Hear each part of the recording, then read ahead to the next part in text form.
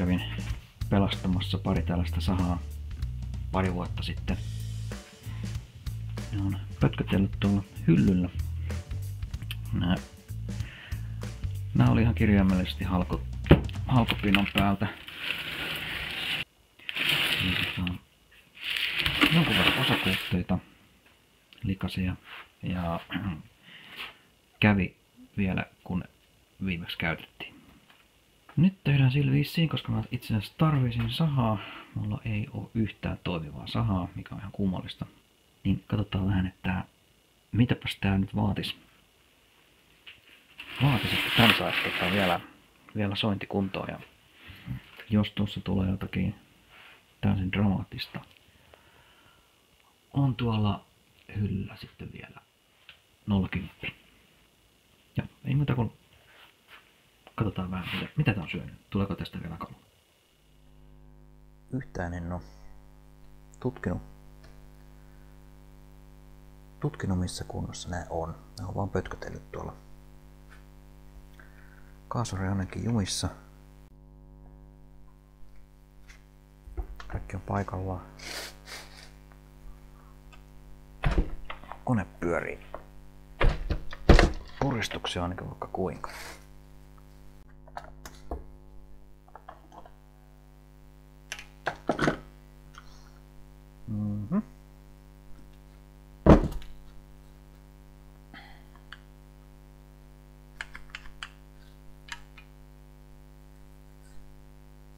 Täällä ei ole mitään eloa.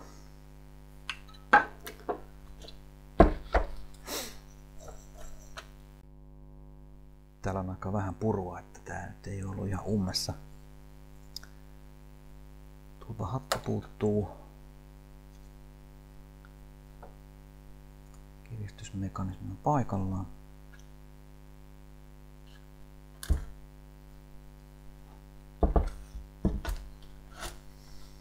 Tästä tuo tulppa pois.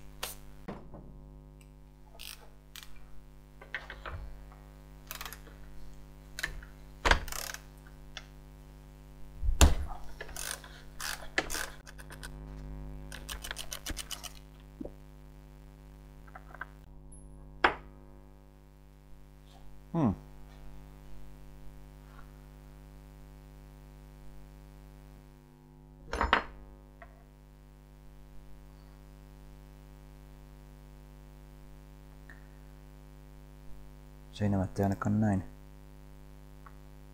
katsomalla niin näytä pahalle ollenkaan.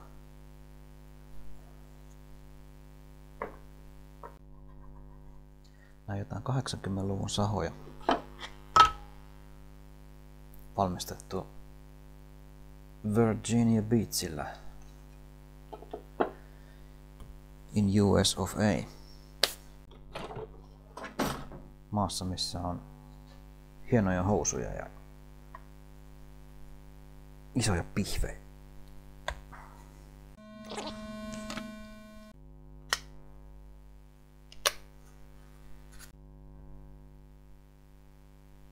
Vähän likainen. Siinä on kaikkea ja toi. Ei, kyllä toi kaasutin toimii tuolla. Nyt tuntuu, että liikerata on ihan väärä. Ei mene ihan pohjaan asti. Katsotaan ihan ensimmäiseksi, tekeekö tää kipinää. Tästä puuttuu kokonaan toi hattu, mutta laitetaan sinne. Laitetaan sinne tää. Nythän mä en tiedä, oliko tässä vehkeessä varsinaisesti mitään vikaa. Mutta mä tiedän, että tää on ollut tosi pitkään käyttämättä. Niin oletetaan nyt, että tässä on kaikki mahdolliset viat. Kokeillaan kinkkitulpalla ensin.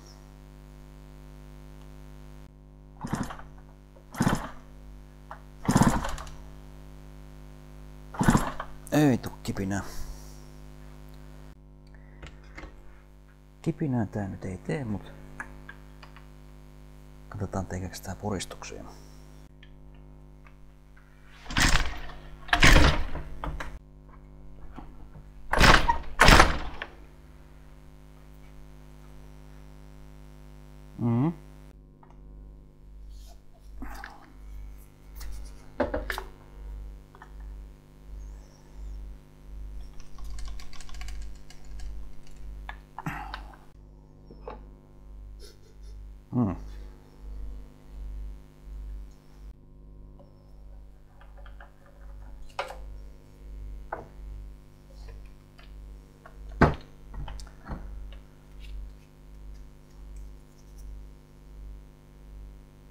No, tyhjä. Eli nyt on säiliöt tyhjät. Tehdään seuraavaksi silleen, että pistetään se ihan kylmärauhallisesti kappaleiksi. Tää pitää muutenkin käydä läpi kokonaan, koska tuo bensa oli aika vanha hajusta. Ja samalla etsitään mihin kipinä on hukkunut. Eli varmaan tää kytkimessä on jotain, koska tää ei toimi kun niin näin. Kasari on jumissa. Ja tää on ihan yltäpäältä paskassa koko vehje. Mutta puristuksia siellä on hyvin. Niin mä luulen, että eiköhän se lähde käyntiin, kun me saadaan metsästettyä kipinä ja käydä toi kaasari läpi ja puhistella yleisesti ottaa se nätiksi.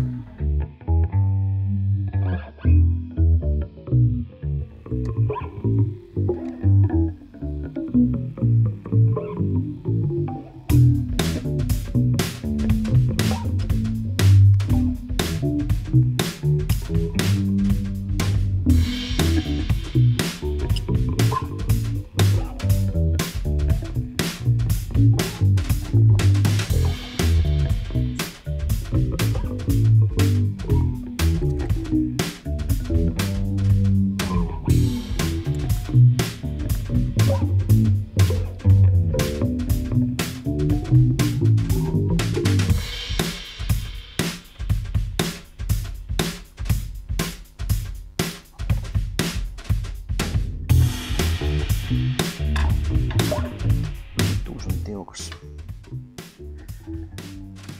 Katsotaan.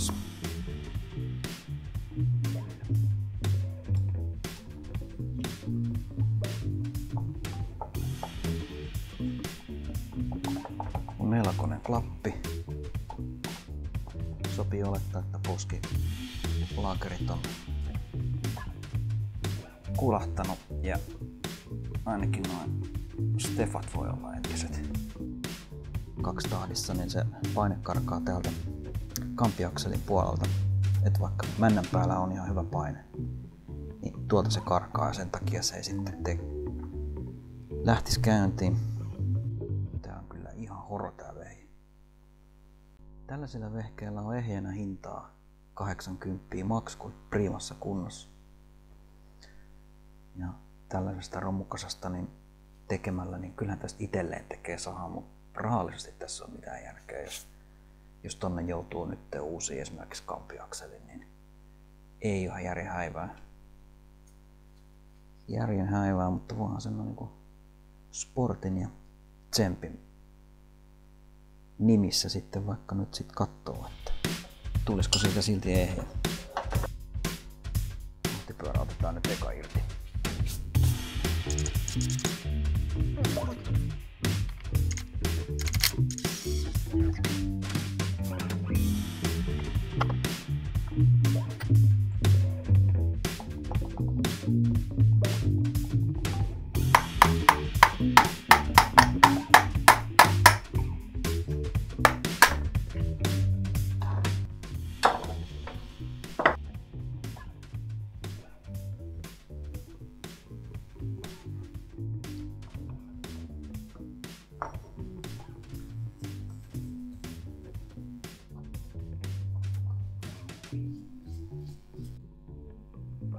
Joo.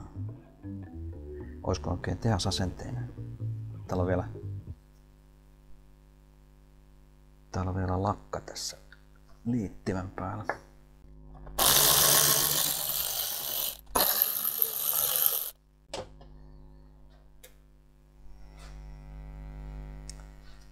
Pakosarjasta me nähdään sen verran, että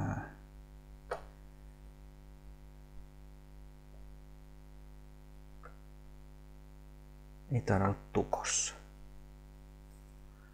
Se on hyvä merkki. Sitten me päästäänkin katsomaan, miltä toi näyttää toi pakosarja.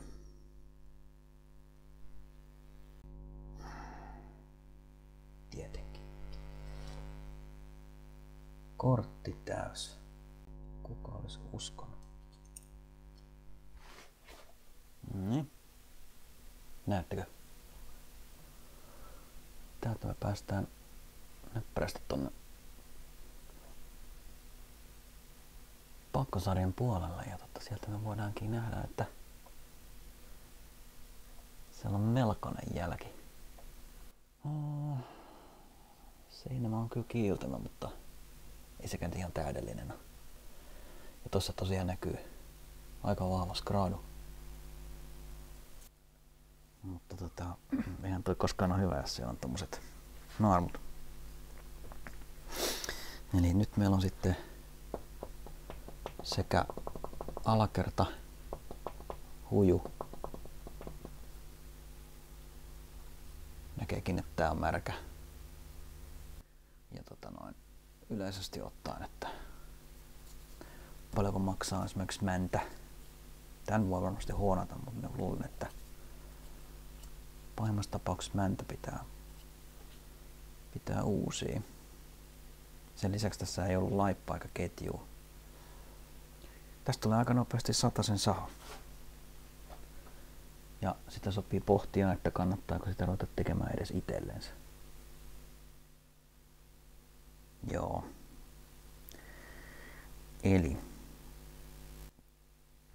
tästä me nyt saatetaan huomata, että täällä on huomattavat jäljet tässä männössä. Renkaat liikkuu kyllä ihan hyvin, eikä tää muuten näytä pahalle. Täällä on kieltämättä aika huomattava klappi. Nää pystyy hoonaamaan tän pytyn. Pytty on aina paljon kovempaa tavaraa kuin mäntä. Tästä varmaan sais vielä ihan pelin. Mutta katsotaan mitä Interwebsi näyttää tommosen männän hinnaksi. Plus et nythän me päästään joka tapauksessa uusia tiivisteitä ja kaikkea. Tää alkaa koko ajan olla niin kuin syvemmällä verkon painona tää vehje. Edelleen jos nää niin kuin rahallisesti miettii ja mielekkyyttä ajatellen. Onhan se olla, että kaikki ei voi pelastaa. Voisiko se olla niin? Totta kai se voi olla.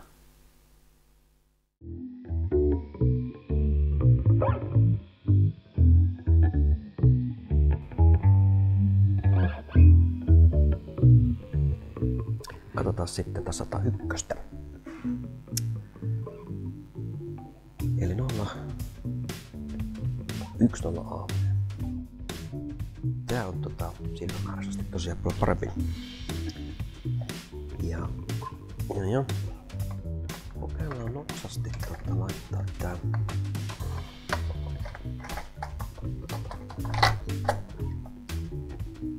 vetoposki tähän näin, niin kokeillaan tän kanssa sitten toi kipinä. Koska jos tää lyö kipinää, niin mä luulen, että tästä tehdään sitten se meikälässä se ajosaha. Toi toinen menee kyllä nyt sitten osiksi. Sitä ei tosiaan maksa vaivaa alkaa tekemään. Mäntä on kiinni leikannut ja kipinä hukassa, niin mä katoin, että 020 alkaa saamaan mäntiä jollain 450 ylöspäin ja oikeet virallisen toisen 100. Nope, sitä ei tehdä. Tollasia sahoja saa ehjänäkin muutamilla kympeillä. Joten siihen ei kosketa. Kurkataan tuo kipinä.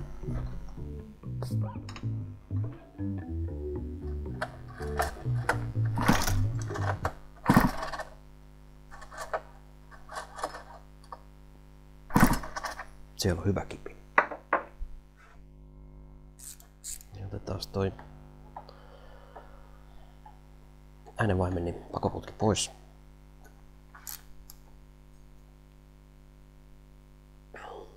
Sikäli jos se lähtee.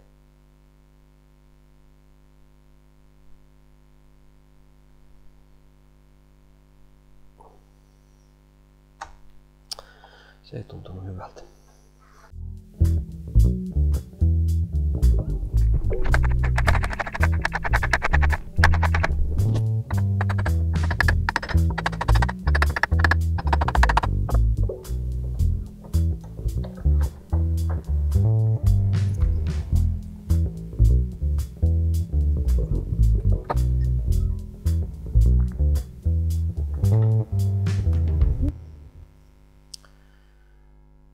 Katsotaan. Nyt on hyvän näköinen mäntä.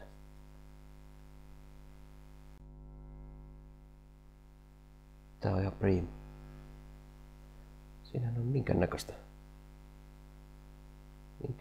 niin kuin huonoa merkkiä. Seinämät on siistit. Se meinaa sitä, että tästä tehdään nyt se laulusaha.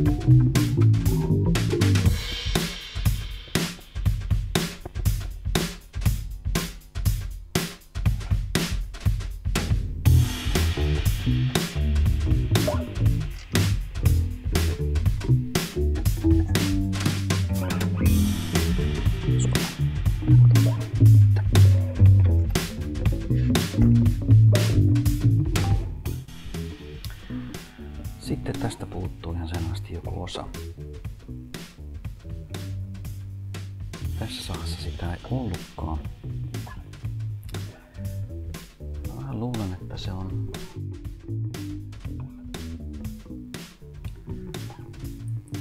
toi. Joo. Otetaan toi irti ja käydään vähän putsailemassa.